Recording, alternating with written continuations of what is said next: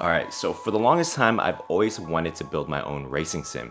The thing is, full racing rigs are pretty expensive, but after collecting the parts behind me for the better part of the last year, I finally have everything that I need to put one together.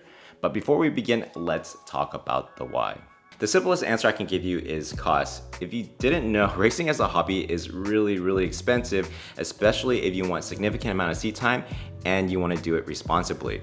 High performance track day sessions can cost anywhere from $250 to $500 a day depending on the track, with supplemental insurance starting at around $200. And if you do crash, you also have to pay out a percentage for the deductible. You can run without insurance, but be prepared to write off your car if you crash, since run-of-the-mill AAA or State Farm won't cover your car on track. There are also other consumables to worry about, like tires, brake pads, fluids, gas, and of course, if things go really south, you need to account for additional repairs. There are cheaper options to get out there and drive, like with autocross at your local community college or something, but the car setup and discipline are pretty different. I also wanted to learn how to drift, but picking up a car right now in this economy might not be the most responsible thing. So the next best option I have is a racing sim, and everything you see in front of you is exactly what I'll need to put a rig together. Some of these parts here are the bare minimum to put a rig together, but there are also some optional parts here also that I wanted to experiment with to see if they could provide a better overall experience for what I'm trying to do. The only hard criteria for this setup is that I wanted a fully enclosed frame that everything can mount to and not one of those fold out style seats. But the heart of any racing sim is the frame. Now, full frames can get crazy expensive, but I found this one on Amazon for 150 bucks. But I gotta admit, it is a bit sketch how cheap this thing is. It is a fully enclosed frame and it is made of metal, so I can always weld in some additional supports if needed. But the only problem right now is that this box came in with a few holes here and here. So I'm not even sure if everything's in the box, but I guess we'll find out soon enough.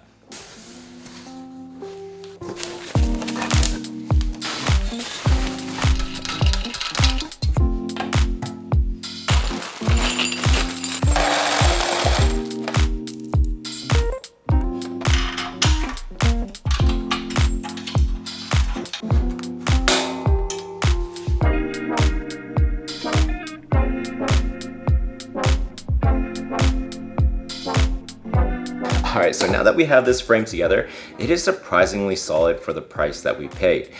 I've already started test fitting the steering wheel and the shifter over there, but I've noticed two things with this frame. So up front, there are two openings here, and I'm thinking that we can pick up some square tubing from Home Depot or Lowe's to make a monitor mount if we wanted to. And I've noticed in the rear, the bracket that the seat mounts to uses two fixed holes. So to make this work, I'm gonna have to drill out some additional holes that will fit the spacing of the chair. Speaking of which, let's talk about the chair. The original plan was to use a Recaro seat that was swapped out for this bucket seat, but since the plan is to use the sim a good amount and to have friends over to practice, adding more wear on an expensive and kind of rare seat is probably not a good idea. Fortunately, eWin reached out and provided this. This is the Flash XL seat and it's made of PU leather, so keeping it clean shouldn't be a problem. And as the office chair, it actually has some really nice features. This XL variant has a really wide base, making it spacious and comfortable, especially for someone like me who likes to sit with their leg up, and it should be comfortable up to the weight limit of 550 pounds. Aside from the plastic caster, which can be swapped, the base, armrest, and hinge are all made of metal. The padding on this is on the stiffer side, but I actually do prefer this even on my day-to-day ergo chair. And like more expensive chairs, the armrest has what they call 4D, which is just a really fancy way of saying that it adjusts up, down, and side to side. The only gripe I have with this chair and chairs like it is how it handles the lumbar support. The included pillows work fine if they fit the contours of your back, but if it doesn't, expect to use the chair without them or to find pillows that fit your back a bit better. Another nice thing about the Flash XL is how far back this chair reclines. I'm laying pretty much flat and it's a lot more comfortable than I thought it'd be. But enough laying around, it's time to get back to work. To fit this chair into the frame, we're going to have to drill out some holes on the included bracket. I want the seat far back on the frame as possible, so we'll have to keep the rear holes and drill out some new front ones. Unfortunately, this doesn't have a slider built in, so we can't easily adjust it, but I do plan on adding one in the future.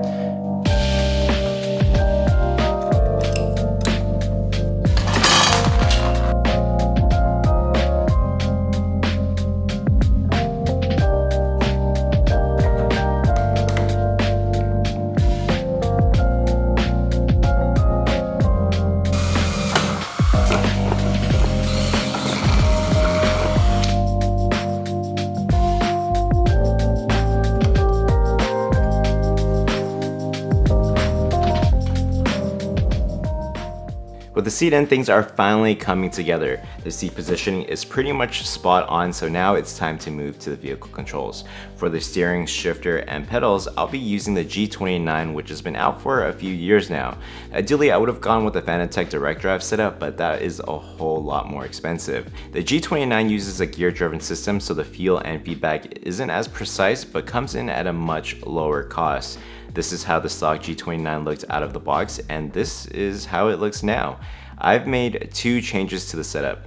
The original steering wheel was swapped out for a real RNG steering wheel that is a little bit bigger and sits a bit more forward, and I've also upgraded the brake and throttle pedals with stiffer springs from Glodorm to improve the feel.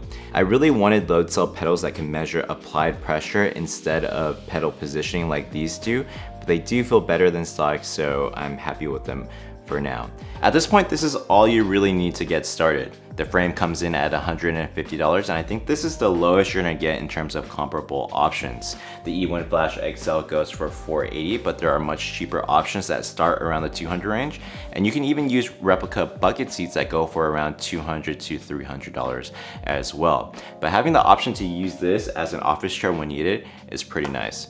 The G29 with the shifter cost me about $200, which is its usual sell price, even to this day. So the core components here come to between $550 if you can find a deal on the G29 or G920, and go with the cheapest seat option available, or $830 for what you see behind me.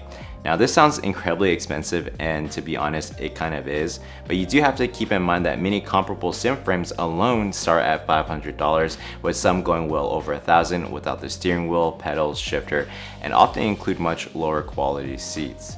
So far, this is still cheaper than a weekend at the track, and if we wanted to, we could stop right here, but I did want to add a few more optional items just to make the experience a bit more fun. Since I'm planning on learning how to drift, I wanted a dedicated e-brake since pressing a button to initiate a slide is no fun. What I went with is this Hall sensor based unit from Banggood for $100. It has a full metal construction, so it's very solid, and it's plug and play, so you don't have to deal with any manual driver installs.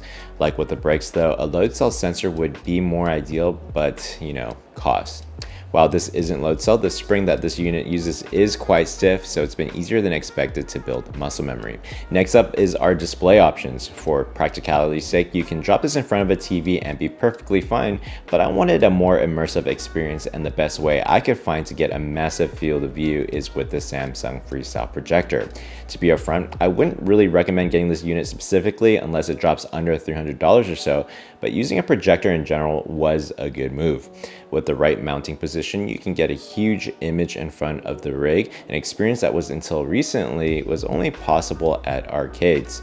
Thing is, with TVs and projectors, even with this big picture, it's only immersive up to a point because of the static POV. This is where VR headsets come into play.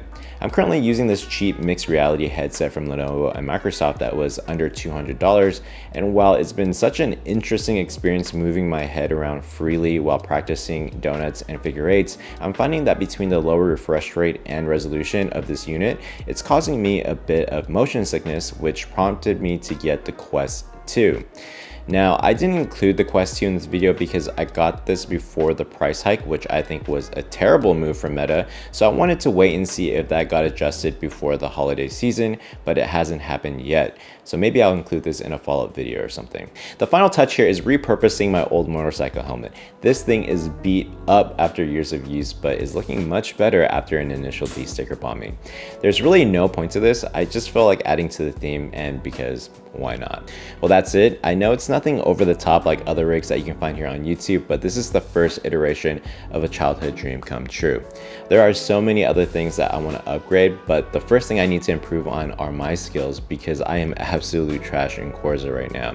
If you guys have any tips on how to get better, next logical upgrades, or want to point out where I went wrong, let me know in the comments because that will just help the next person that wants to try to achieve this.